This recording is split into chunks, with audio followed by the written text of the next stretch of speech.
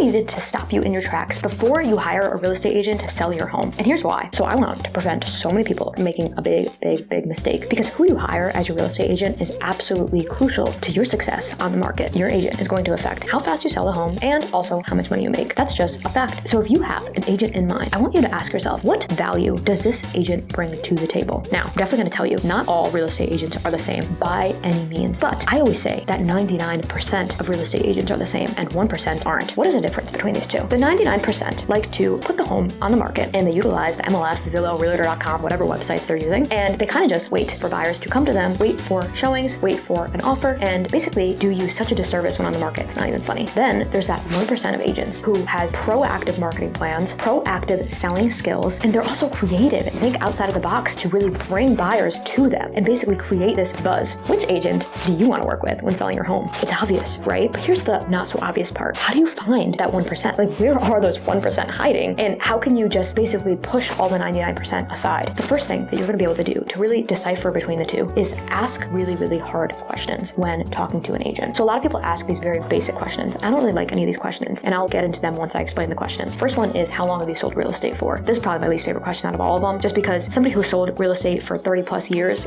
how many sales have they done? Like, you can have your license for 30 years and pretty much do nothing with it. So I hate that question. It's absolutely useless. Next question is going to be, how many homes have you sold? Now, I like this question a little bit more, but this question can also be a little bit misleading too with their answer. And the reason why is because how big is their team? If they have a really big team of agents and they have a number that is bigger than another agent who's just a single agent or a smaller team, then of course they're going to have more homes sold because they're a bigger team. It is a better reflection for sure, because if a team is selling a lot of homes, they're definitely going to be better to work with than somebody who isn't selling homes, but it also could be a little bit misleading with their answer. Another question that I don't really love is, have you sold in my specific neighborhood? I don't love this question because I don't really think it's that applicable, to be honest with you. And here's why. I think that there are really good agents out there who are creative and in that 1%, but at the same time, they just might not have sold in that exact neighborhood. But if they take that exact skill set that they have in those other neighborhoods that they have sold in and put it in your neighborhood, they're definitely still going to have a better outcome than that agent who says that they've been selling in that neighborhood for 30 years and haven't really sold that much in a 30-year span. I hope that these analogies really help you understand exactly what I'm talking about here, because I think that those are really basic questions that a lot of people ask, and it's just because they don't really know better questions to ask. And I think that I've literally never gotten this question once, but I wish I got this question because I would love to answer it, is that, what is the most creative way that you ever sold a home? I guarantee you that if you ask 99% of agents that, they will stop in their tracks and have absolutely no idea how to answer it. They just won't know. They will not be able to think of anything, or what they come up with might not be that creative at all. That 1% will have an answer to that, and something will stick out in their mind, and they're going to think of this crazy story, and you're going to probably think it's really bizarre or really cool, depending on what the story is, and you're going to be like, wow, that's interesting. And that is a sign of a 1% agent. I love that question. I think that question is something that is so valuable for you. Also, ask them about their marketing plan. Ask them if they do video. So many agents don't even do video. And if they do video, what kind of video do they do? I think that there's a big difference between a simple property tour video and also a TV film production style commercial for a property. Huge difference. At the bare minimum, at least have them do that basic property video. Another question that I love that nobody's asked me to this day, and I have a great answer for it, but nobody's asked me, is, what guarantee can you offer? Now, there's so many different industries that offer these guarantees, whether it's satisfaction, whether you're going to make a certain amount, whether you're going to be able to complete a transaction within a certain time. What is that agent's guarantees? And this is something that over the past few years, actually, that I've sat down with my team really